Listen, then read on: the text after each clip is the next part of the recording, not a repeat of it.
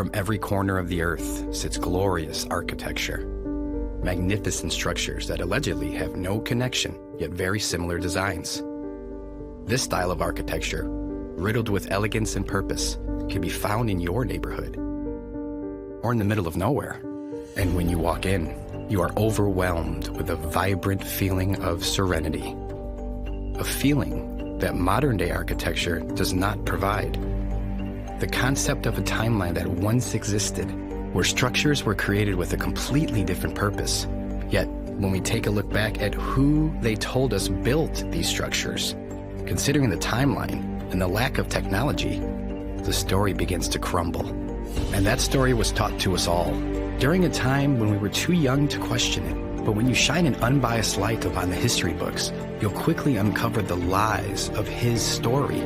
But even before Rockefeller and his goons started the Board of Education, they already had our ancestors, and anyone who questioned their narrative would soon find themselves an unwilling resident of the original indoctrination camps. And where did they come from? Where did we all come from? If knowledge is truly power, then maintaining such power must rely on the absence of knowledge. Are you aware that every major city in America experienced a great fire? Candle fires that turned stone to dust, leaving behind a crime scene that resembles a war zone. Let's take a giant step back. Perform our own investigations. Question the history that was written by these victors. With a growing nationwide lack of trust for our leaders, it's time to discover the extent of the deceit and where the lie truly began. What's being kept from us is huge. And you're talking earlier about the architecture. I really like to encourage people to do their research in their own communities, because you really do not have to go far to start chipping away at what they've told us and ask yourself a question: is this even possible? Is it possible that X building was built in the 1890s? And they're giving us timelines of like a year. It was built in a year. They want us to believe we didn't have the technology, that we were low tech, and yet we're building all of these amazing structures. This disparity between what the narrative says and what's actually there. You have places, cities in America that look as though they were constructed in medieval Europe, when nothing was here and people showed up and just got started building, from what we're told. One would assume that they would build with the means that were available to them. Wood, nails if they were lucky. What we get is this narrative that people were showing up and really making do with what they had. What we learn about in school is there was nothing here. This land was free for the taking. The only inhabitants were wild Indians, and we built everything here. Everything you see in this country, in North America, because we're talking about Canada too, was built by us. After we got here, nothing here. They had to change the narrative. They had to destroy the evidence. They had to come up with an explanation for who built this, why they built it, when they built it. And they had to do that for a lot of buildings. We are told that during the 1800s, the consensus of North America was low, extremely low, too low to justify the infrastructure within the timelines they've provided, too low to have the experience or knowledge on crafting these glorious buildings. They're the most exquisite buildings I've ever seen, and there was only a population of a few thousand people at that time. And then I'm looking, and there's mud roads and wooden sidewalks. And then I'm looking at this building that is just, it could be out of Paris or Prague. It's not computing. And so I'm realizing there again, there's a whole bunch of stories that have to be dug into, rethought, reconsidered, and in some cases completely discarded. We no longer build like that. How does that happen in a realistic timeline? Wouldn't you be progressing year after year to have incredible buildings? Today, we would be building massive pyramids, massive courthouses that last forever. Instead, We have the complete opposite. And they're very cheap. The tools have upgraded supposedly, yet our construction has gotten worse. It's completely backwards.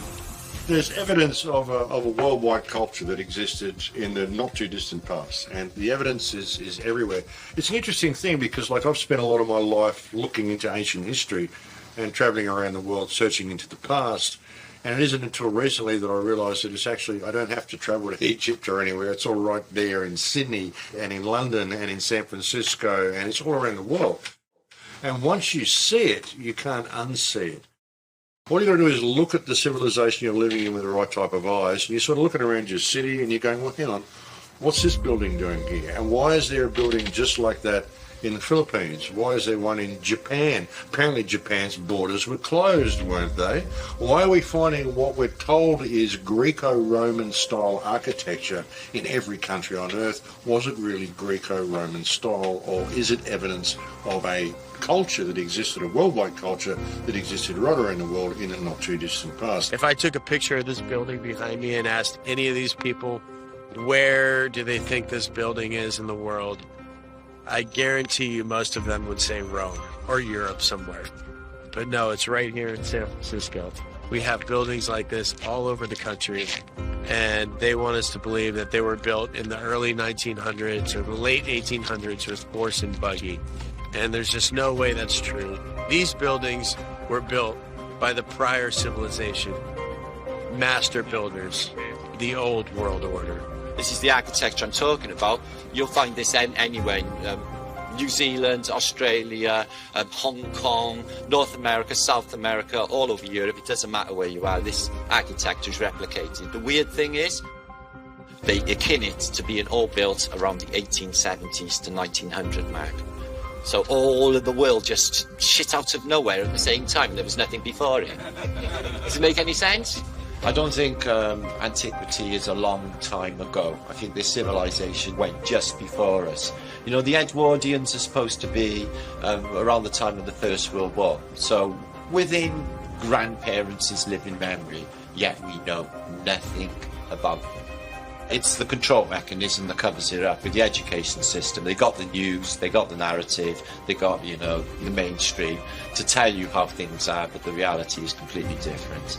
History goes to the victors, okay? Somebody invaded this place and took over, beautiful, through jealousy, using trade routes, using the sea, and they took over this place. They covered all of this fine architecture with their iconography. So there's literally been a cover-up of history in more than one way. If you look at Capitol buildings all over the earth, they look the same. They do. They've got columns, they've got domes. It was not random. And every story we're told in our historical narrative about how a place got started was some guy was the first settler there, bought some land, subdivided it, sold it, and pretty soon you have a city. But the whole narrative is based, especially in North America, that there wasn't anything there, and we built it all. You could look at it, the whole building was a work of art. So there was obviously some pride that went behind that. It wasn't just about making money and throwing shit up as fast as you could. It was about building with a purpose, and that there was symbolism behind these things. They built them to last. They built them with a certain level of artistry and attention to detail and customization. You see, now you'll go through a neighborhood and every home looks the same. This neighborhood, perfect example. But everything had its own identity, and it was steeped in customization and ornate attention to detail. We don't get that now. You don't get that now. Even when you look at the beauty of the buildings from that Tartarian era, if people were actually paying for labour, and you had to get carpenters in there, no, you'd never build buildings like that if you're working by an hourly rate. You'd just be getting it functional.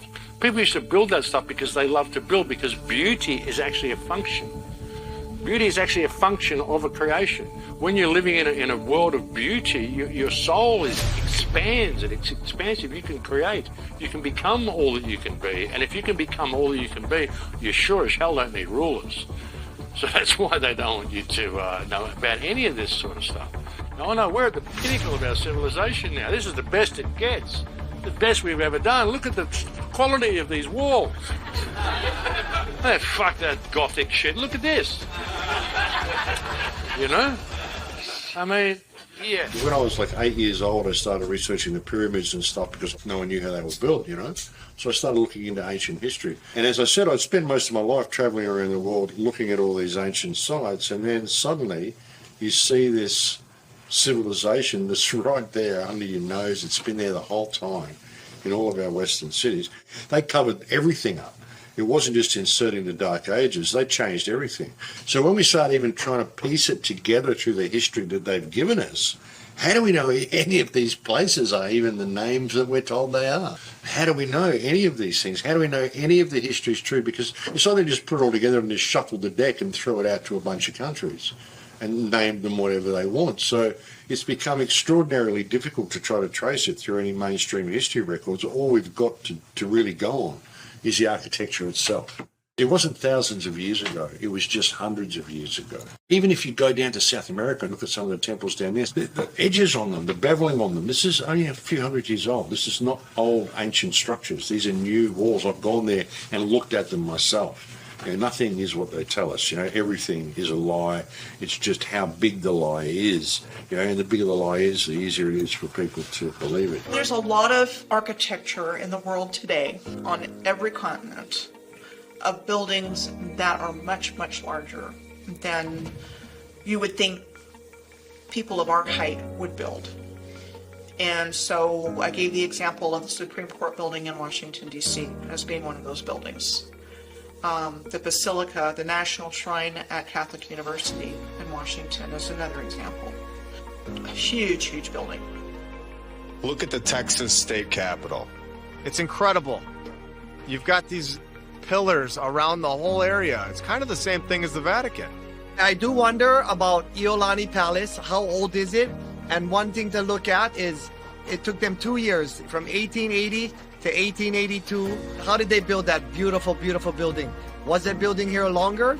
Was it here before Captain Cook? There's no construction pictures and there's none of that stuff.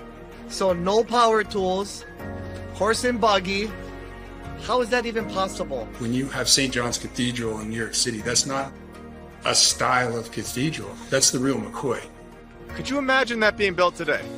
I think that everybody would go crazy. They have no legitimacy whatsoever, except to trick us and convince us that they do.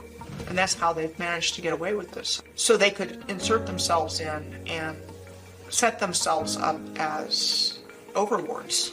Stone building is not just something you can pick up and teach a convict in a matter of weeks, like we're told about Americas and Australia. Truly, that's how we're told these countries were built.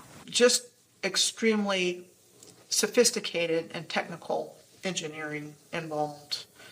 And you know, there's so many questions that come to mind. How'd they do it? If they were our size, how could they even accomplish this with the technology we were told we had at the time?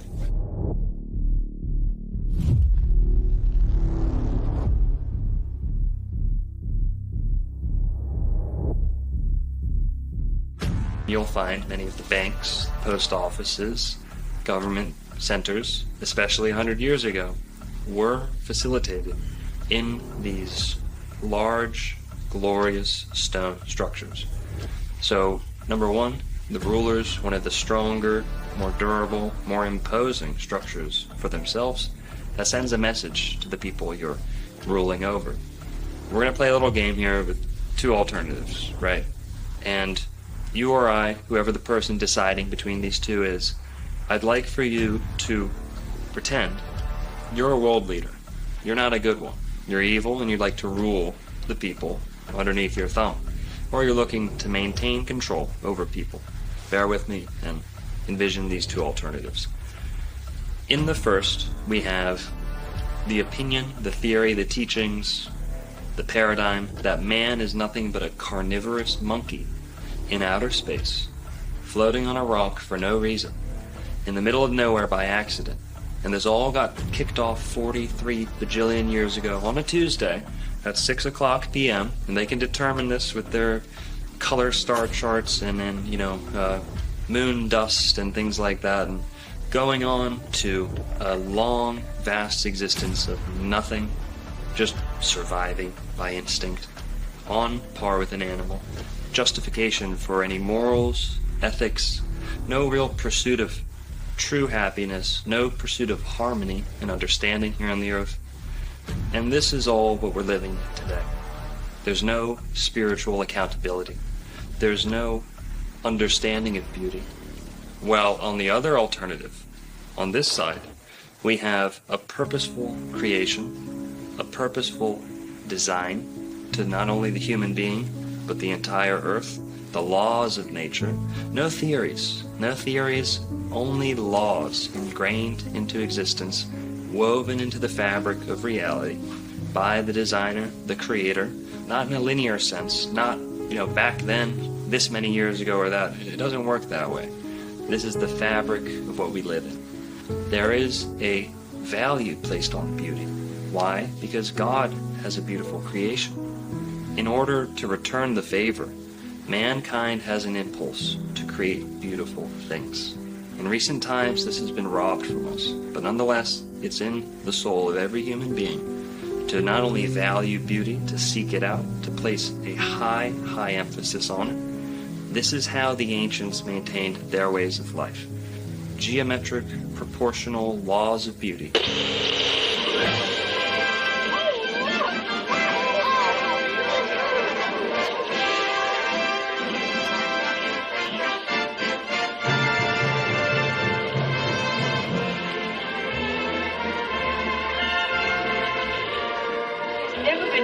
Like it in the whole world. It's right in our own hometown. Grandpa, they'll never tear it down, will they? Well, they'd better not. Well, they didn't tear all of them down. Not that they put them up in the first place. The World's Fairs showcase many of our ancient structures in their grandest form. Yet, we are sold the story that these are alleged temporary buildings, all being built in record-breaking time for the purpose of a worldly gathering, a gathering to showcase new technology, or perhaps just taking credit for the old. With so many lights on display, one would only assume that power plants and electrical resources such as wiring and even electricians were widely available. However, during this time period, that wasn't the case at all. Therefore, how were these vast areas in the late 1800s able to light the evening sky, like a modern-day theme park? Or was there a different method for harvesting energy? Now ask yourself, what part of these magnificent buildings look temporary? What part of these buildings look rushed? And most importantly, what part of these buildings look new? Or you can just believe these guys. With these World's Fairs, it was all brand new. This is what they tell us. It was meant to be temporary, so they used plaster of Paris and wood and all these other structures. And if you look at the pictures, that's not what you see. You see these massive masonry structures that look like what you see in Europe. They have these in places like Chicago, Omaha, Portland, Seattle, Guatemala. They had them in Tasmania, Georgia, Louisiana, Ohio, Canada. Each one of these fairs, each one was built in 2 years or less. Each one was magically populated by millions of people that came from all over the realm to participate in this event. They started with the Crystal Palace exposition in 1851. So what they tell us in 9 months, from the moment they conceived of it to when it was built, it was 9 months of getting it all together in this gigantic plate glass structure with fountains and trains and all the bells and whistles. Now, supposedly, they moved that entire structure to a different location in London in 1854, and that in the 1930s, that burned down. So you show pictures of this Crystal Palace structure, which is massive, and all the things that are there. We have to move that, no problem. Oops, it burned down, which is typically what happened to a lot of these World's Fair structures. If you could erase it from history, people don't see it as a potential future. And I think that in itself is, for me, the moral of hiding history, about hiding the old world. It just doesn't make logical sense to me to build something so grand and then just destroy it. Really, those was an excuse to take existing infrastructure, build some little bullshit around it, and then when you're finished with your so-called fair, it gives you an excuse to tear everything down and nobody questions you. They might have built a couple of these buildings, and you can actually tell the buildings that they built because they look like dog shit.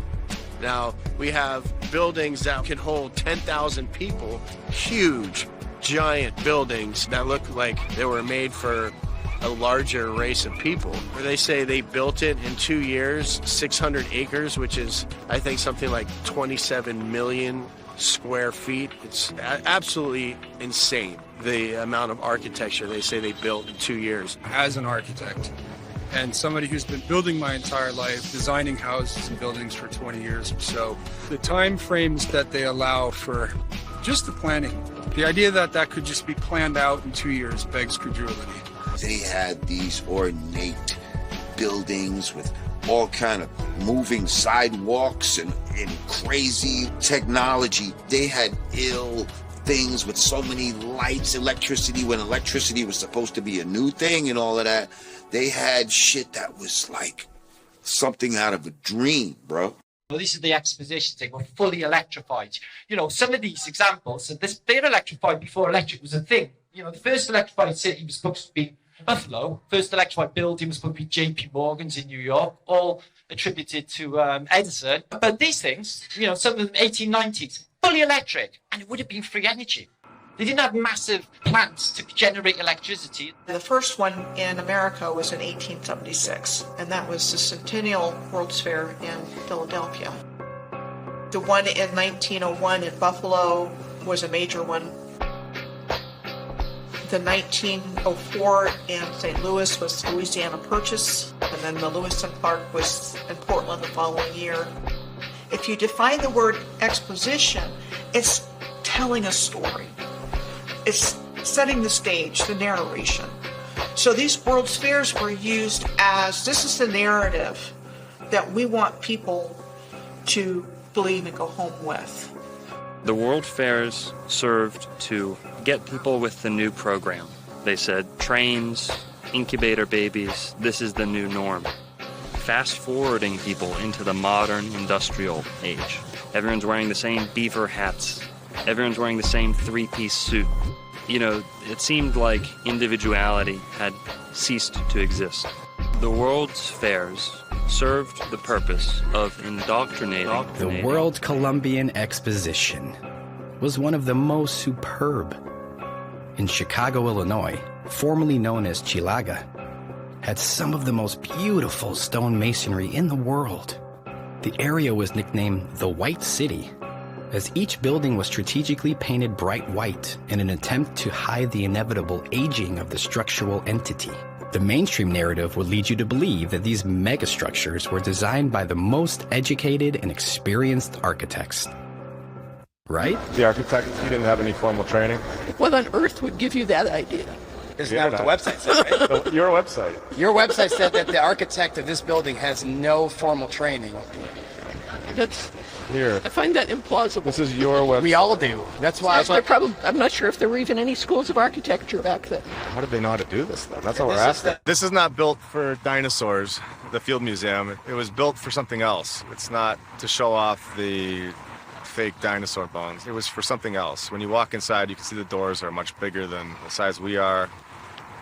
It's nothing like what we build today. The Museum of Science and Industry, which was the arts building, the fine arts building.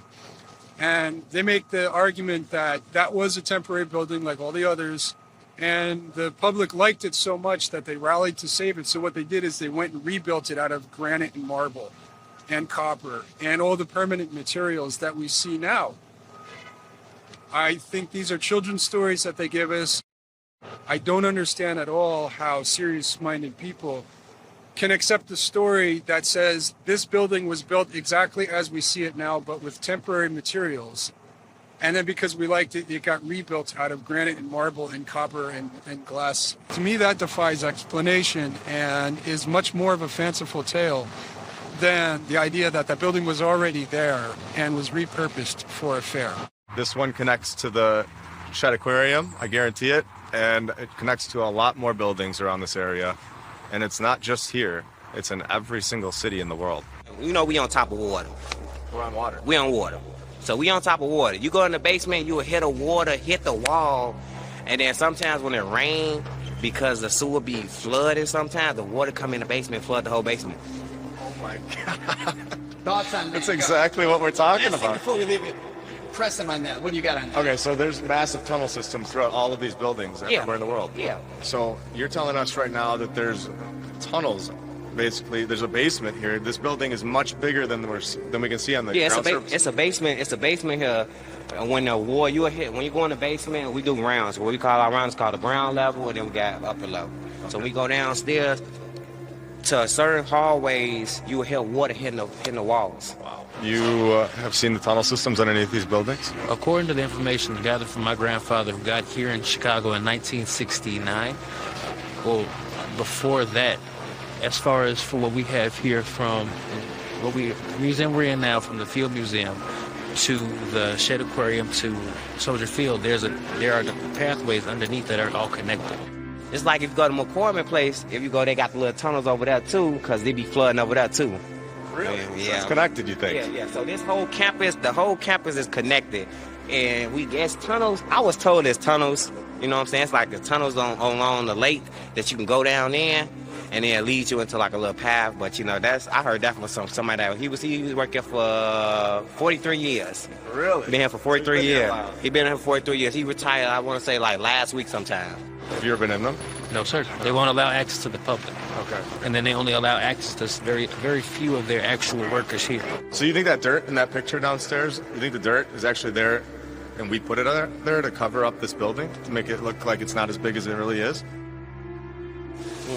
That's a good one. That's good. I feel like we did though. I feel like he made the picture to fake like. I feel like the building was here already. What do you tell your child when you're coming to a new location and they're asking you questions and you have no answers? You will start to create so that way you have a way to answer those questions, or your child will grow up with no answers and forever seeking. So now we're here to give answers. There you go. When they say that these buildings were temporary, what they're basically suggesting is that it's a full-scale model. That is going to be occupied by thousands and hundreds of thousands of people that are coming in and out of these fairs, where they're going to hold together through brutal winters, through hurricanes, through potential earthquakes, with hundreds and thousands of people occupying these spaces. The liability on that alone would have shut the whole endeavor down from the beginning.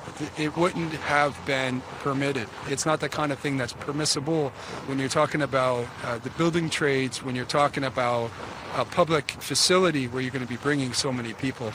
Now, this takes a huge infrastructure, and it takes a huge amount of people to do something like this. When you see these ridiculous construction photos where it's like popsicle sticks, clear manipulation. All right, so right here you can see they just put the scaffolding up, just like they've done in the past in the original pictures of the construction. Yeah, and they're doing it right now. How hard would it be to just make it black and white and then make it look like they're doing some construction right now? NASA's not the only company to fake a photo, guys. With a lot of these old, glorious buildings, regardless of where they are, you'll find supposed, alleged construction photos. Now, many of these will show simply scaffolding around an already constructed building. If you take an old cathedral and put scaffolding around it, and you're the first person ever to have that cathedral photographed, well, you are ripe to make a case for yourself that you may have built that to begin with, whereas you might have just been renovating that cathedral, repainting it, fixing it, old, primitive photo manipulation techniques. Wooden sidewalks and mud roads. You have to be able to bring all the stone and brick and glass and copper and all the component parts. You have to be able to bring that to the site.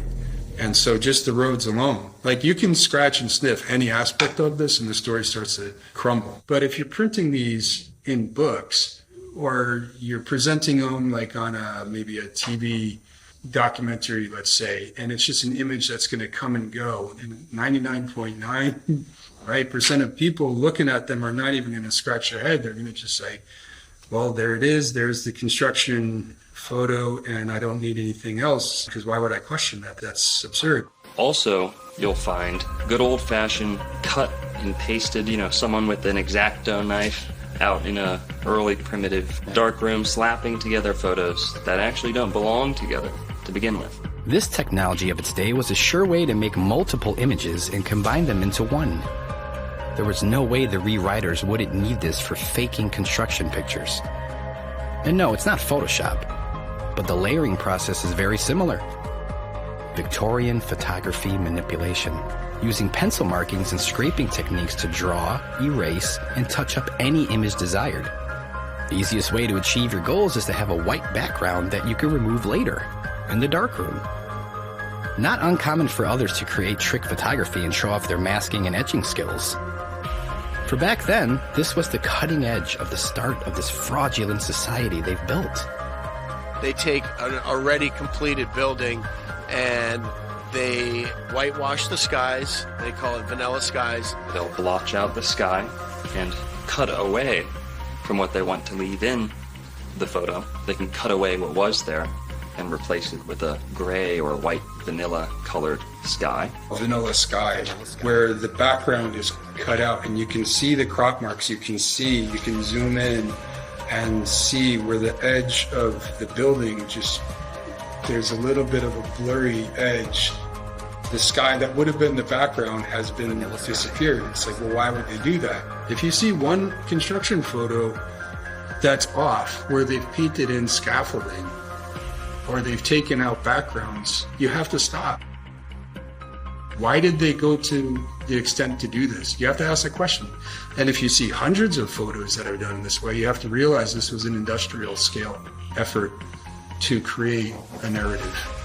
Exquisite masonry buildings were built in 1 or 2 years. These take time. I mean, you put 1 or 2 years just into the planning. Well, before that, you have the engineering piece. You have the design. You're not just getting a bunch of artists and builders together and knocking these things out. There's architects involved, so there's the design. Then there's the engineering of it. All of this takes time. These buildings are years in the making. And especially when you're crafting every single corner of it, like what we're seeing every doorknob, every cornice over a window is celebrated. And this is why the architecture is so beautiful. It's an architecture of celebration. You have to ask yourself this. Why is there such a lack of construction photos from the inside of the buildings? The outside's incredible, but the inside is built like a palace. There's such a lack of photos from the inside of these buildings, and they're incredible. When you had the Kleksinski building in Chicago that took 14 years, and then you come back and you look at the one before that, the Federal building, built in 7 years. How is that possible? They're not going to be able to bring these things all the way up to the top, get these people that have no training, and actually create this amazing thing that lasts forever. In a timeline where they tell you they were riding around on horses and wagons, where this should not be accepted. It's just not going to happen in the amount of time that they're telling us. We know people cook the books in other areas. We know people have manipulated photos for the sake of deceiving people, just like NASA does. This isn't a new thing. It's an old thing, but it's still being done today. You find photo manipulation. Now, CGI, the techniques have developed substantially. But back then, they thought they were at the cutting edge. They didn't think that they would be caught on to. Or maybe they didn't care. Like, by the time they figure this shit out, who cares? We'll be long gone, and who cares? They have their stories. Everything has something to explain it. within the last 100 to 200 years. I even called the Illinois State Archives building, and they didn't have information on their own courthouse that's located within 1 mile of itself.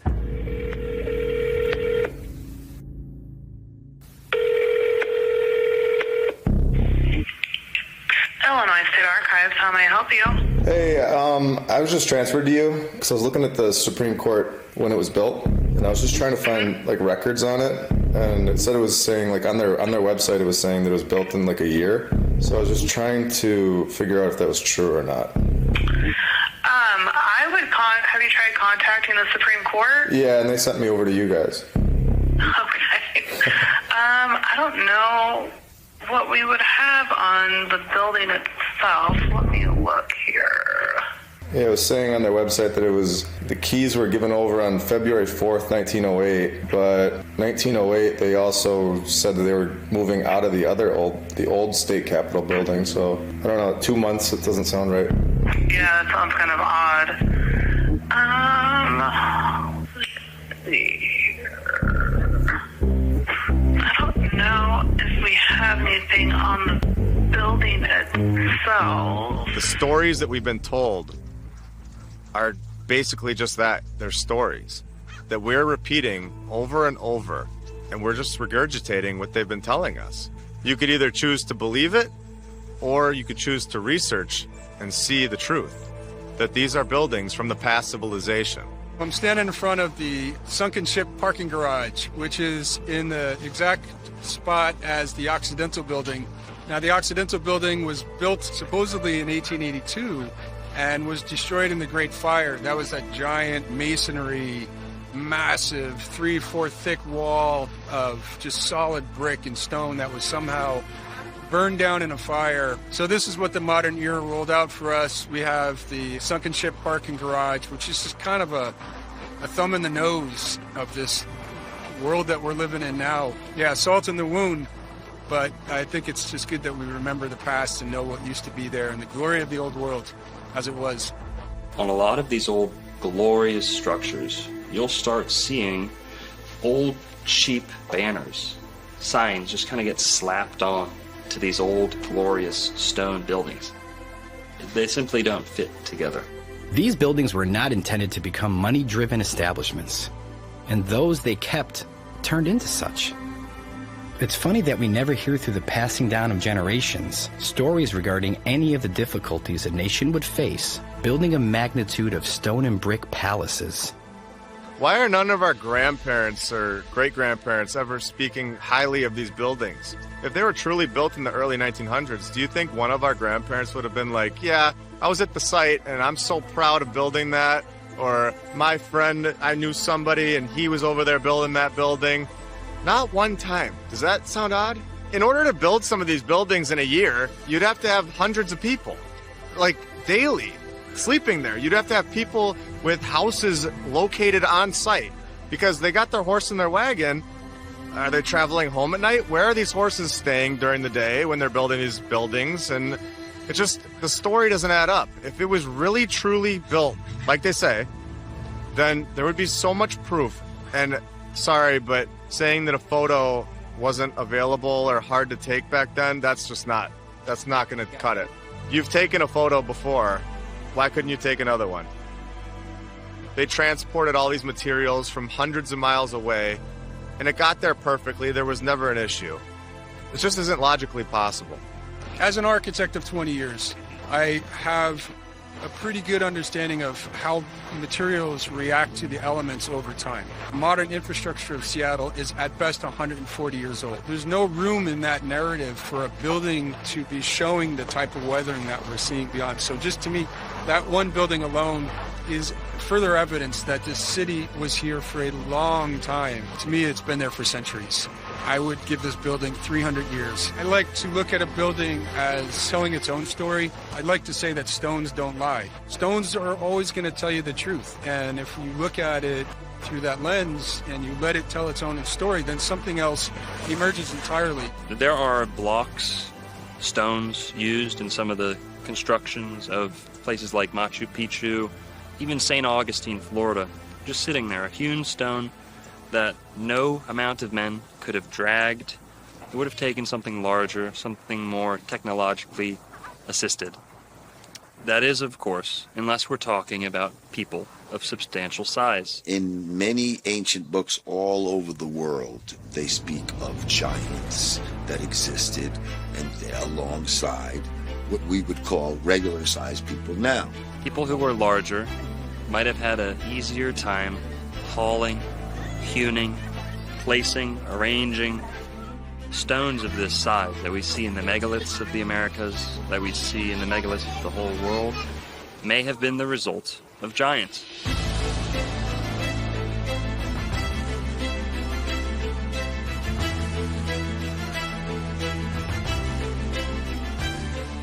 If you're using critical thinking, it just doesn't make any sense as to why build at such a large scale for people our size. That's the weirdest part, is when you have doorways in random buildings that are too big. They're 20 feet high.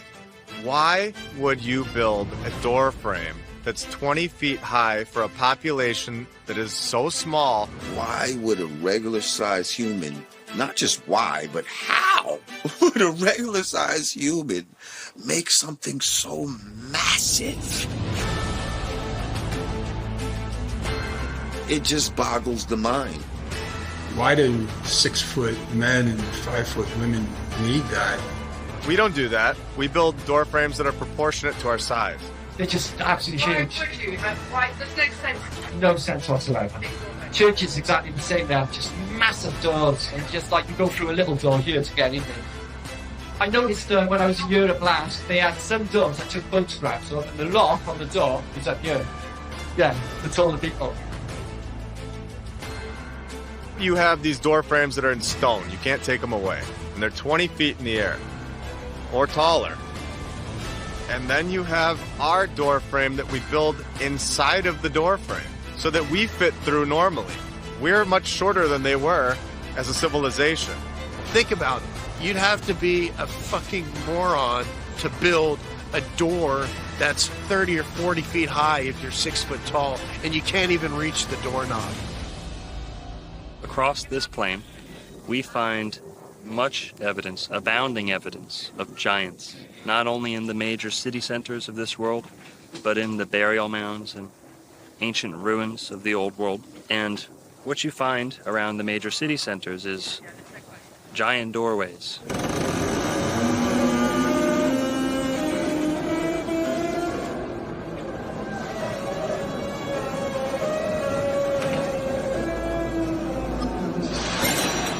We had giant books. We had giant helmets. We had giant knives, giant samurai swords, giant rifles. We had giant shoes. We had giant crowns.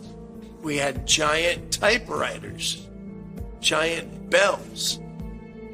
Giant this and that, things that don't seem suited for the average sized person, even on the taller side. It just doesn't make sense. And to think that large communities of people got together and built structures that were excessive, costly to begin with, but then you're adding the factor that they're building for a greater size than they need. It's not very cost efficient. It's not in line with what we're told about frontier America. So even just compared to me, right, in terms of a hip placement, my knee is up here, and I'm 5'11".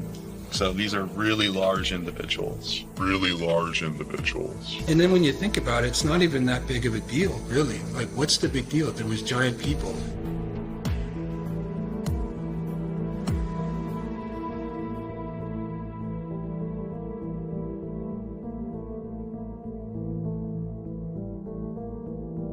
I mean, I've seen some of the unearthings of skeletons of giants and all this type of shit. Like, and what's so funny is, you know, people will dismiss giants even though there's a myriad of evidence to, at the very least, suggest that they existed, right? but there's nothing that would even suggest that dinosaurs fucking existed. And y'all motherfuckers believe in them. Okay? If you were to find giant bones like that. Oh, give me that. That's yeah. That's the femur of a velociraptor. Get the fuck out of here. This is bullshit. The Smithsonian Institute has the bones. They found this at Cahokia. And there are articles saying that they took these bones from St. Louis area and put them in the Smithsonian Institute. They're not telling us that they have them, when really we know they're either in the basement or they destroyed them or threw them away. There's so many news articles from the 1800s and the early 1900s of them destroying or disposing of these bones into the ocean. They had to cover it up. There's no room for giants in their new world, and they have to lie to us about it. They had to write the storybooks telling us that we came from monkeys. I think everything was bigger. I think everything was much bigger. I think there was more oxygen in the air. The trees were much bigger. The places were much bigger. They were better. They had all the technology. These people may have left or may have been killed off. My opinion is that they went for more land. I don't think they're allowed to be here. I think this is all an operation to repopulate this place and to be controlled by the leaders, so-called leaders. If you go back to the biblical scriptures, when the Nephilim came about from the fallen angels breeding with the daughters of men, they bore giants. It's in black and white, it tells you. Yeah. There's plenty of evidence physically we had a race of giants. We are not that race. We are a different race. Yeah. We are a different set of people. I think we were cohabiting. I think they were doing the same time. Most of them play basketball now. Yeah, man. Well, that's it. They're in the Harlem Globetrotters undercover, aren't they? Talk of the Nephilim going into, having sex with regular people and creating some sort of mutants and all of this type of shit. Training Shaq's grandpa. Yeah. You're right. Big ass tall. Yao Ming's grandpa. We see a lot of tall people in the NBA and all of that. Is this a remnant in the DNA? It's a fact that there were giants. It's not a conspiracy theory. I mean, we have proof of this. What makes more sense? You have a civilization that's short and tiny and riding around on donkeys, or you've got a tall, very strong population that's smart and capable and have experience that are building these cathedrals and basilicas. The places that are built are massive. It's proportionate to their size. You find skeleton after skeleton exhumed from the mounds of America, from the mounds of Florida, South America. Go over to Mesopotamia and you'll find the same thing. Giant people buried under the ground. And these were whole races. These were not, one guy who gets gigantism by accident. There's still giant skeletons, giant skulls that are being uncovered randomly, and the push is really to completely discount that and say, nope, not true. But the 19th century is full of the findings of giant bones. Didn't happen a long time ago. This happened recently. Human history is framed as to convince the average Joe that all of the luxuries, the benefits, the technological advances in their life, all of those things are the mere fruits of the industrial age and an industrial way of life, and the banking systems that followed, the methods of travel that became cemented after the industrial age. In the 1800s, all of the world's inventions just shit out of nowhere. Okay, so you got literally everything from the Underground Railway to the railways, the transport system, modern shipping, the modern trades, banking, the whole thing, everything just arrives, around maybe the 1850 mark, when records started, coincidentally, because all of our birth records were never official until 1850. Before then, they were in church parishes, and they were highly controlled, as is the information in the church. So nobody can really look that far back into the past to find out their ancestry. We are convinced that to be human today is a result of ingenuity in the industrial age. This is not true.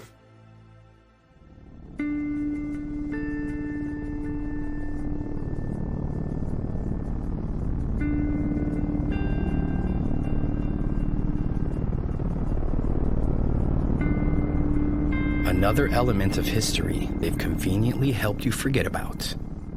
A luxurious form of travel that was promptly removed from our skies. Airships are the oldest form of air travel.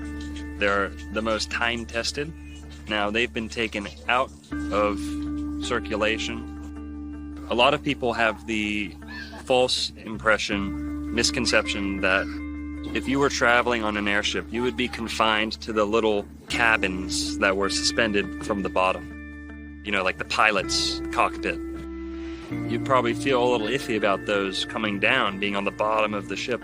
It's coming down, you look like you're going to get smushed. Well, that big blimp is not just a balloon. In many, many airships of the old world, you had access into that large cavity of the blimp. And there were restaurants, there were bars, there were dance halls, things like this. This is all a matter of fact. Why would they build such a big thing and not put anything inside? So it's basically like a cruise, but a comfortable cruise where, you know, you're not sitting in the bottom part of the airship where they normally show you on a blimp. You're sitting in the airship.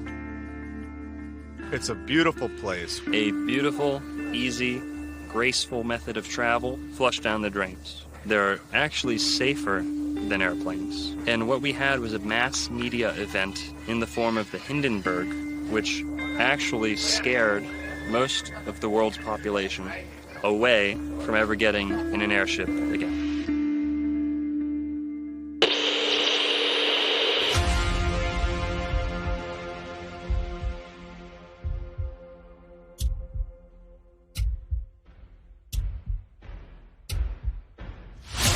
It's starting to rain again. The rain had slacked up a little bit. The back motors of the ship are just holding it just enough to keep it from... It's burst under flank. Get it started. It's right and it's rising terrible. Oh my, get out of the way, please.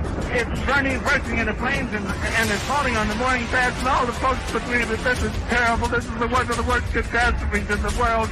Oh, it's like 400 or 500 feet into the sky, and it's a terrific crash, ladies and gentlemen. The smoke and the flames now, and the flame is crashing to the ground, not quite to the mooring mast. All the humanity and all the passengers speeding around it. I told you, I can't talk to people. There's fish around there. I can't talk, ladies and gentlemen. Honest, it's just laying down massive smoking wreckage. And everybody can't hardly breathe and talk and screaming. Lady, I'm sorry. I can hardly breathe. I'm going to step inside while I cannot see it. Darling, that's terrible. Listen, folks, I'm going to have to stop for a minute because I've lost the voice. This is the worst thing I've ever witnessed. Oh no, can't do this. They're dangerous. With the footage of the flaming Hindenburg, falling out of the sky. Nope, no more airships. But there's a lot of evidence, shall we say, that's available to show that, yes, there were airships and they were a pre-existing technology. And one of the ways that they get rid of things is to say, like, it's unsafe, safety hazard, we can't do this anymore. And I don't want to be flying in that again because there's just fire up in the air and there's no way I would ever travel in that again. So I'd rather pick to be in an airplane.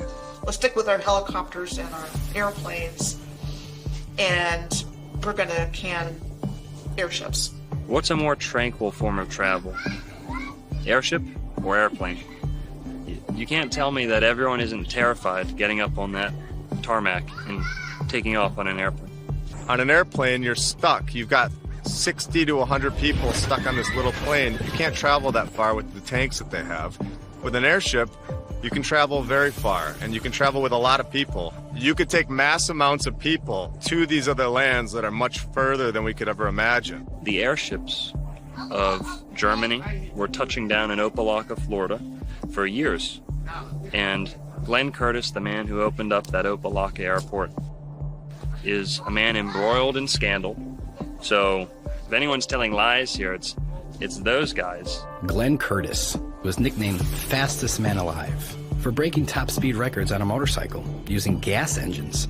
And he helped push gas as superior to steam and other techniques. He started slapping gas engines on airships too, and he helped get them off of other methods. Then he did the same thing with airplanes in direct competition with the Wright brothers. He tried to steal the Wright brothers' patents with the help of the Smithsonian. Towards the end, they started filling them with dirtier gas, trying to get them to be gas propelled. That was not the case. Many of these were steam. In some instances, just like a submarine. They can try and hide this from us a little bit, but you, the viewer, can go and look this up for yourself. The blimps were a lot more sophisticated than we're told.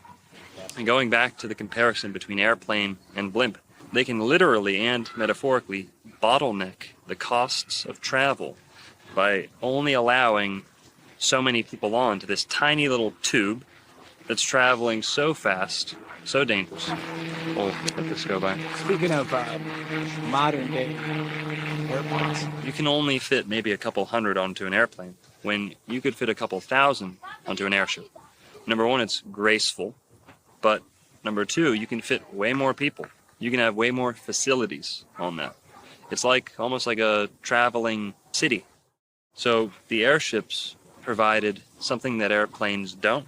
They were safer in terms of the speed of travel, the danger of landing somewhere you're not supposed to. To think, if your fear of flying is caused by open waters, in the case of an emergency, you would now have a way to safely dock on a boat. And a fear of landing could be comforted by a slow docking airship. Things like the Eiffel Tower, which we were told was built for a World's Fair, but there's Eiffel Towers everywhere.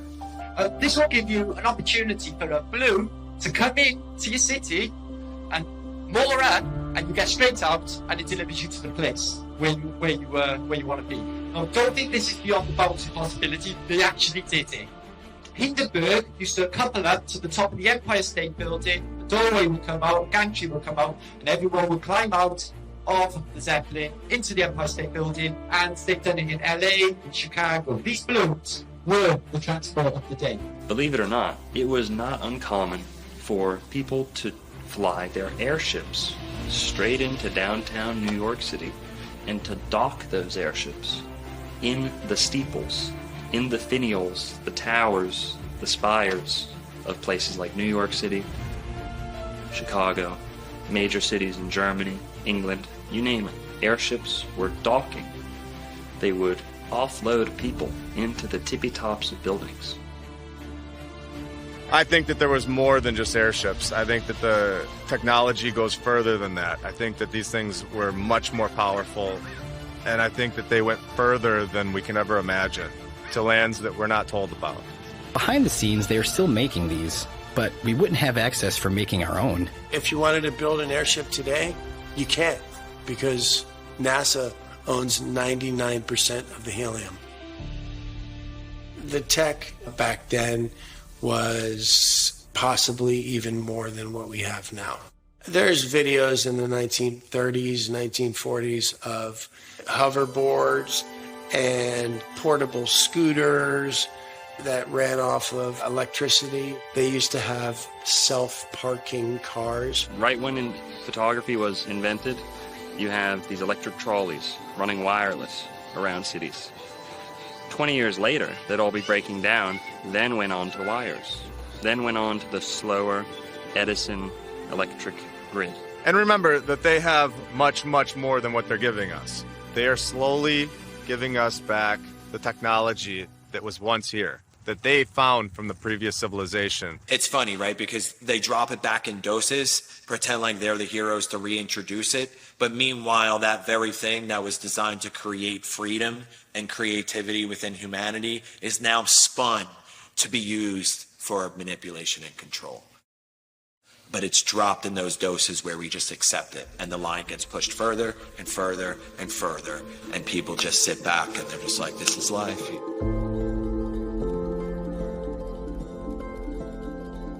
Wireless energy, powered by the ether, existed way before big oil. We all know how dirty the oil companies are, but to think about the things we could have if they never existed. An oil refining process was invented in 1854 by somebody in Pittsburgh. By 1870, John Rockefeller and Henry Flagler established the Standard Oil Company.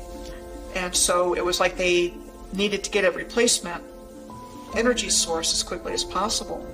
And they got it from this mining of resources. Back in the 1800s, mainstream academia had 18 additional elements on the periodic table of elements, ether being one of those, right? And somewhere along the line, when Albert Einstein came out with his theory of relativity and started doing lectures across the country and the world, that anybody that spoke about ether at that time was completely, like, their reputation was destroyed. They lost their laboratories, they lost their teaching jobs, like what we saw in 2020. A lot of times they'll leave the breadcrumbs. A lot of times the truth is in plain sight. So with that, Benjamin Franklin sending up the key on the kite, that's essentially you, the average American, sending up their drone with a copper wire and harvesting electricity straight from the ether. I think that the ancients understood very well that the ether is real and that there's ways of channeling atmospheric energy, earth energy, and I think that they built their buildings with this in mind. If we had access to free energy, I mean, imagine if you could just walk into the forest anywhere you want, and you could just put up a little device and a resonator, and you could build yourself a castle and just do it, levitate stones, and just create a kingdom. Well, that's not very good for Joe Biden. How's he going to tax you? And how's FEMA going to work with you in that situation? And how, that's why it's so dangerous to them. That doesn't work when you're introducing an electric system that is dependent upon a power source, a bunch of wires, meters, and your output that you're having to pay for, where you become dependent on a system of scarcity. This old way of doing things was based upon a system of abundance and plenty, because there's no end of the energy that's all around us all the time. There's another way of doing things. We don't have to live in this way of constant crisis because of constant scarcity. We can break through it, and I think that we're on the verge of rediscovering this knowledge at a very curious time where the old system is actually falling apart. Everyone knew there was an ether. Most buildings were constructed in that manner until they came in and started destroying things and indoctrinating us. You go through and you start finding these correlations, you start finding how the free energy worked, what the power stations were, how all these places have got these certain buildings and fountains and certain copper top roofings and all the stuff for landing sites, for flying machines, and you start to see that all of this stuff is way too similar all around the world for there have not to been a single culture. Many times these towers held old world technologies, such as bells, which would send out resonant frequencies into the community beyond. So many photos of bells being rounded up all over Europe. We're living in a time where we're waking up to what we so recently had. The pipe organ is a healing machine. That's why it was integral to the construction of ancient Gothic cathedrals. The organ was the centerpiece of the church, of the cathedral. Now, around the building, up, down, around, beneath, you had pipes and essentially speakers blasting this music into the cathedral. They placed these beautiful organs under these stained glass windows, which are treated with lead and specific properties. And these, they work like car speakers. They augment the resonance and the sound out into the ether outside, so everyone outside in the community is invigorated, is on a higher state of consciousness, literally being the best they can. And you can see it in the pictures of these people in the day. Everyone is healthy. Anyone who's been around for a full volume, live, authentic pipe organ performance will tell you your bones rattle, your organs start to respond. your hairs on the back of your neck stand up. Walk into a well-made stone cathedral. Hear the pipe organ. Sit there and saturate in the healing frequencies yourself. Cathedrals are something beyond just a center for worship. They are healing machines. And the pipe organ of the cathedral is just one tiny little finger of this whole realm that we're talking about. You've got star forts, which I call a gateway topic because the same structure exists all over the earth, have been given to us as fortifications that were built for these different wars, which made them military targets. And so they have an excuse for why it was built in whatever location. And then they have an excuse for why it was destroyed. So in school, we learn about one fire. We learn about the Chicago Great Fire. In the case of the Great Chicago Fire, there was a lot of fanfare over Mrs. O'Leary's cow kicking over the lantern. The legend is that Mrs. O'Leary's cow in a barn kicked over a lantern and that caused the entire fire. And poor Mrs. O'Leary and her family had their lives ruined because of this. We only learn about Chicago. And I remember going to summer camp and we're sitting around the campfire and it's one dark night when we were all in bed. Bum, bum, bum. Old Miss O'Leary took a lantern to her shed, and when the cow kicked it over, she turned around and said, there'll be a hot time in the old town tonight. Fire, fire, fire. And we would yell fire louder and louder with each verse, and we do this like 10 times to where it was echoing back to us across the lake. And now when I think about it, it's like how many kids growing up in America were singing this song about this stupid story. What I realize is that it's like an incantation and it's spellcasting. Where did this song come from? It's a story that they wanted the population to come to embrace and believe as part of the founding mythos of the country and who we are as a people. Well, lo and behold, as an architect with the keen interest in history, I come to find out only within the last few years that there were fires in every major city. And then I come to find out that it's not just wooden shanty town built out of matchsticks. We're looking at city after city after city with photographic evidence showing masonry buildings of the most exquisite type. Philadelphia, New York, Boston. You come down to Florida, Jacksonville, Miami. Every major city at one point was burned to the ground. Believe it or not, these were stone cities. These were megalithic stone cities, ancient metropolises that were burned down as if they were made from wood. Very quickly. Now we can speculate as to what the source of that destruction was. From above, from below, arson, biblical destruction, you name it. Nonetheless, every major city in America, if not Europe and the entire world, saw a great devastation by a fire. You'll see pictures of people walking on the sidewalk like no big deal. I mean, that's subjective, but I mean, that's what it looks like. The pictures are strange. The sequence of events that are supposed to have taken place are strange. So, there's just a lot of clues, if you will, that these weren't random events like somebody wants us to believe.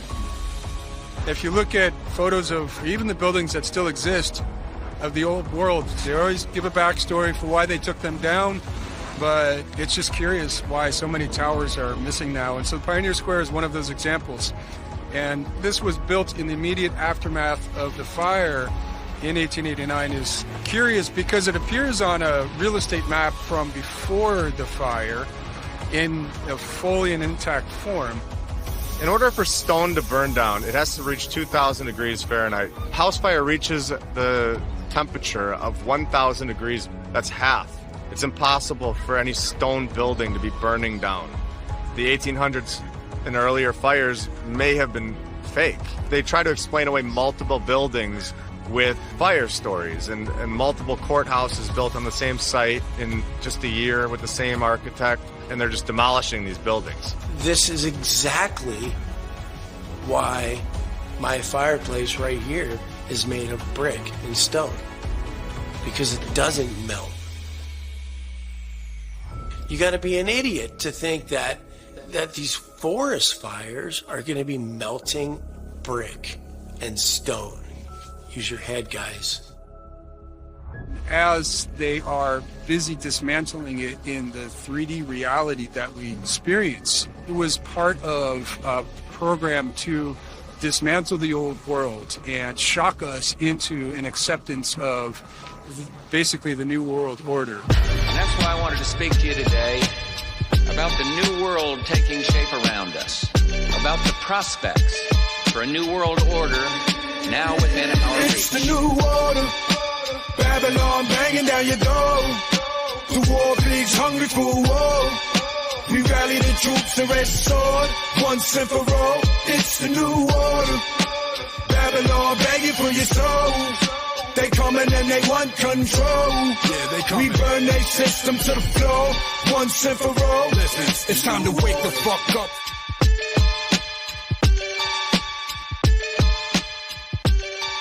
So you had what I would call the reset of history according to a very specific narrative. I mean, it didn't change very much.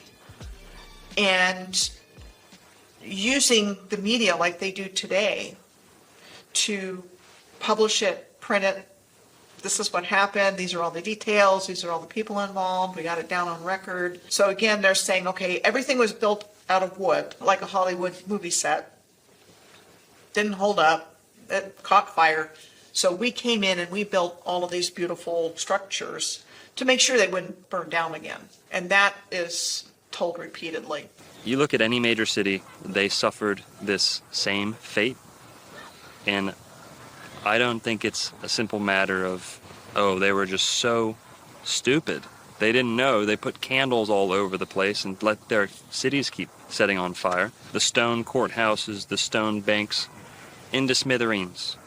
Now in Jacksonville, we actually had a fire where there are first-hand accounts of people who were escaping the fire, and once they thought they had escaped to a safe distance, were watching the fire, because that's what people used to do back then. It wasn't much of a fire department. They just said, well, it's burning, just time to take photos and watch.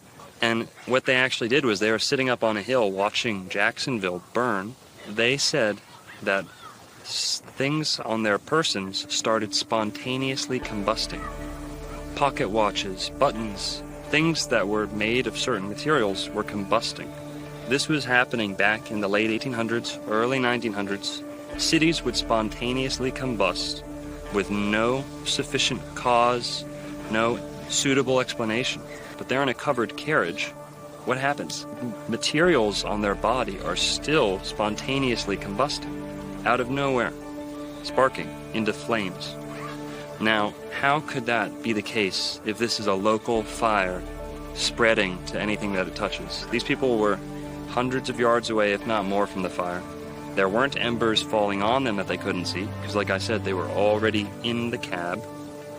So this is just one instance in Florida, and you can go look up your own city, the closest major city to you, and you'll find this same fate. You look at destruction from World War I, World War II, it looks exactly the same.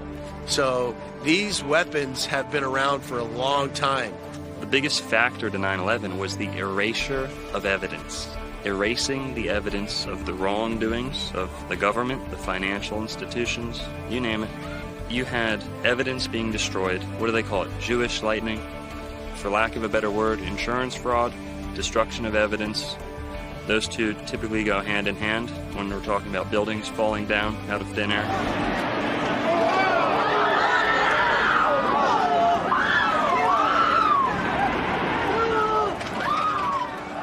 Seattle burned down, the downtown. 2 months later, Ellensburg, which was at that time a major city in central Washington Territory, burned down. 2 months after that, Spokane, which was another major city on the eastern flank of the territory, burned down. And when I discovered that, I just went, hold on a second. Like, there's something else entirely going on in the backstory. It's like they want to get rid of these beautiful structures. And some are still in use, but the ones that are inconvenient to the narrative, they just want gone. And there's also probably a component of the energy grid in all of this as well, because they keep what they can use, they keep what benefits them, and at some point they determine, okay, we don't need that anymore, for whatever the reason. Part of the story of the fires is that the fire chief wasn't in town at the time. He was away on some conference. And so the command structure was broken, so the mayor at the time in Seattle was the one that was calling shots. And he was making decisions that they should go in and make what they call fire breaks between buildings, meaning actually bringing dynamite into buildings and blowing them up. And that's acknowledged. And that's acknowledged in Boston, the Boston fire, in city after city, what's called a tactic to contain fires. And then they often say, well, look back in retrospect, maybe it wasn't the best idea. Well, what was causing these fires and what was causing this type of damage in the first place needs to be examined. So when you have a broken command structure and somebody else is calling the shots, that's really curious to me, because that's the same thing that happened in Lahaina. The wildfires that swept through Maui are the deadliest in U.S. history in more than a century. On social media, people are speculating about what could have caused the fires. One trending theory is that the fires started due to an attack from a directed energy weapon. They're weapons like lasers that use energy fired at the speed of light to damage or destroy targets. According to the U.S. Government Accountability Office, many countries, including the U.S., are researching their use. Yep, they flipped the police chief Pelletier, who was from the Vegas shooting. They made 10 emergency declarations all about Uncle Billy's and all about Banyan Drive and all this stuff. And to believe it or not, the Sunshine Law, where they removed the Sunshine Law or suspended it, it wasn't in these 10 proclamations that they really promoted and really blew up all over the news. It wasn't in any of them. It was in this quiet little Affordable Housing Act on the side. Truly, it does look like only the places they wanted. Safeway didn't get hit. The gas stations didn't get hit. They knew what was going to go where. It's either they did it from the top with the laser energy weapon, like others say, or it came from the bottom. But one thing was crazy is that over 24 hours later, they were still letting the fire burn. The fire was blowing so fast, the wind, it said it moved 1 mile in 10 seconds. I would think in my head could move 1 mile in 10 seconds. Some kind of boom one time, the whole place. With the fires from Maui, I mean, I've got these rows of cars that are just completely burned. Honestly, none of it looks like a fire. It looks like it's been destroyed with like some weapon or something from an angle. Just completely destroyed by a direct energy weapon. Just buildings sliced in half. You have melted cars. You have melted everything. I mean, it just completely looks like a war zone. Send a laser from a directed energy weapon against the community and then step back and say, oh, that was natural, or too bad, so sad. And all those people are left homeless and they don't get any help. And people aren't being allowed to get out of there. When it's happening, they're jumping in the water and poof, and everything looks like, cars are burned out. And people are going, whoa, what's going on here? And they're not getting any answers. And the current administration also has the slogan of Build Back Better, which was the excuse given for these other great fires. Well, everything was wood. So look what we did. We built it back with this solid brick. I think what we're seeing now was never supposed to happen this quickly. I think all of these things were supposed to happen without us even being aware of it. I can only think, why else would you want to do that? It gets rid of everything. There's no fingerprints. There's nothing. It's done. There's nobody to talk. They get rid of all the buildings. What stories is there to tell? His story is what they're going to tell. It's what they did tell us. Distorting a timeline, laced with cover-ups and preventing public awareness of our own cities being destroyed. How powerful are these weapons? And when did they truly originate? So this frog should have turned to ash. It even has some ashes on the bottom. It's kind of gray. And it got a little bit on the edge of some heat, but it didn't contort it or anything. It's just perfectly symmetrical, petrified. And it seems mostly hollow, but the skin is totally solid and intact. There have been a lot of people that have been talking about the subject of meltology. And my take on that and other things is that's part of it, it's not all of it. And what I believe is that there was a directed energy attack on the Earth's grid system that blew out the grids. And that caused swamps, deserts, that caused land to just shear off and fall into the ocean. And that would have caused melted buildings as well. A really good example on top of my head is a place called Red Rocks State Park in California. It looks melted. And there's other examples as well. So my belief is that there was just this massive surge of energy. So that surge of energy could have been from multiple sources and just went through the grid system and just blew everything out. When they came here, this was a destroyed and ruined landscape. And they even use the word ruins to describe things, but they push things far back in the past, like thousands of years or millions of years. And, that was so far back, we don't know anything about that. The Earth was terraformed by a highly advanced civilization. And so things we think of as mountains, like the Rocky Mountains and hills, are actually buildings.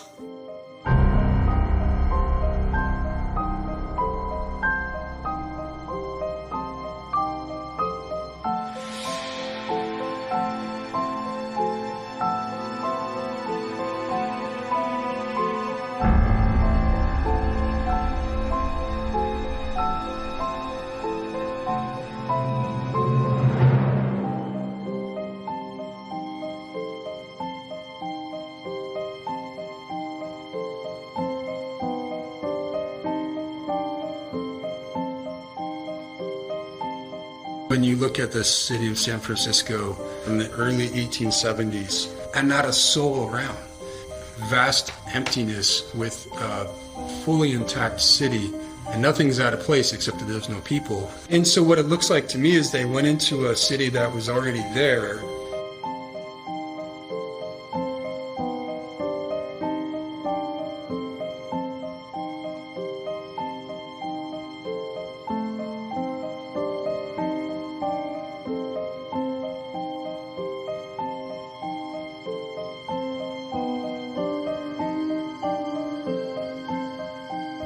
Empty. Nobody around. So odd. Wait, wouldn't the Tower of Jewels be visible somewhere on this map? Remember, from the World's Fair in San Francisco? It shouldn't be, because that was 37 years after this photograph was snapped. Oh, yes, of course. It looks like it's already there.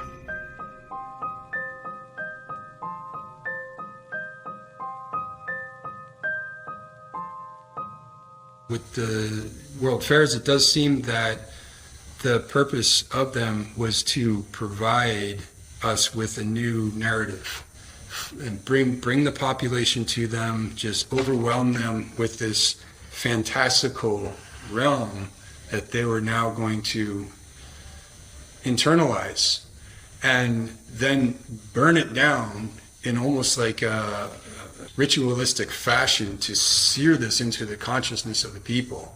The populating of the Americas was not as authentic, organic as people might have been led to believe. There was a large system of what people have termed orphan trains, incubator baby farms. A lot of these were hubbed in World's Fairs. You had incubator babies at the World's Fairs.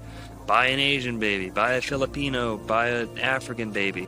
I think part of it was repopulation. I think part of it was early child trafficking. Premature children were in these incubators. You see pictures of these, nurses in their uniforms in a room filled with baby incubators, with people paying admission. With our increased awareness today, we've got things like Planned Parenthood and other things going on. There are companies that mail kids. There's a bit on my business where somebody can place an order for a child based on eye color or whatnot, and they get delivered. That's not good. And I think it's the same idea that there's this harvesting of humans going on without our knowledge and awareness, and unspeakable things happening to children that got its start very early on because the same families are behind it. And you would see this mass migration of orphan trains and orphan boats, and you're like, where are all these fucking orphans coming from? How many orphans were there in the 1800s? Why? So everybody's learning this thing at this young age, and everybody has to go by these new set of structures and new set of rules. They have to learn this new history that everybody isn't really agreeing with, and then anybody that's not agreeing with, they have to go to the insane asylum. There is the orphan asylums for the children and the insane asylums for the adults. Now all of a sudden, John D. Rockefeller comes out with a board of education, and all of the children are sent to a public schooling system to learn their new history. What better way to trick a society than to take their children at a young age and teach them exactly what you want them to know? If people just realize that if you don't understand the past, you'll repeat it over and over again. And it prevents people from going to progress in the future. And us as a collective species, we have to get to the nitty-gritty of what really happened, what our true potential now is as a collective civilization. Because we can't rely on those people anymore.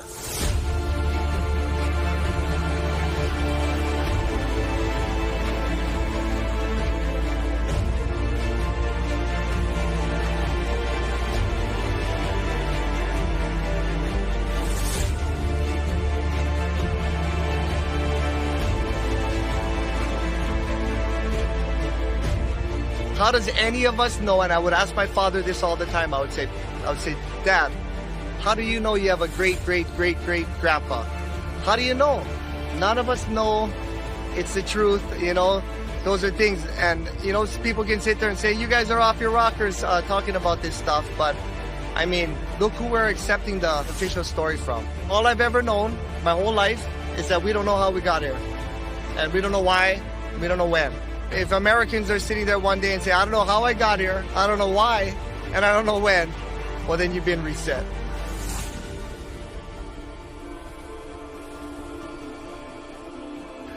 Don't believe what we say. Go out in your own communities and do your own research. There's plenty of buildings that they left for us to examine.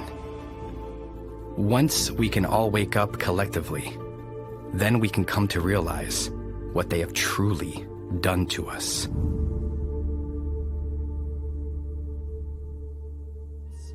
Shout out Hibbler Productions. Check this old world order stuff out. Here you go. A true gem. Firm Fam 2024. Sift through the lies of indoctrination. Ancient civilization laid to wasting. More I scratch at the surface, more I'm facing. Hidden no world, advanced not cavemen. Free energy before the lies of the Masons. Flip the script and change the whole situation. American cities found not created. The tech of the giants, colossal creation. What lies had they hid from us in plain sight? The power of the ethos to feed them free light. Structures weren't built by horse and buggies. Huge slabs of stone, masterful, not ugly. Old photos, show marbles, it's been there. Miles from glories, not anywhere near there. Research the old world right now, I declare we taking back our world from those who feed fear. Yo, it's that old world order, the new world slaughter. Don't drink the water, raise sons and daughters, teach them the truth, blessed from the Father, and rip the chains right off us. Yo, it's that old world order, the new world slaughter. Don't drink the water, raise sons and daughters, teach them the truth, blessed from the Father, and rip the chains right off us. This is the age of Tartaria, massive mud floods and real history, not the Chronicles of Narnia, where the Tesla get his coil, sustained energy, not the Rockefeller's oil. Who writes history?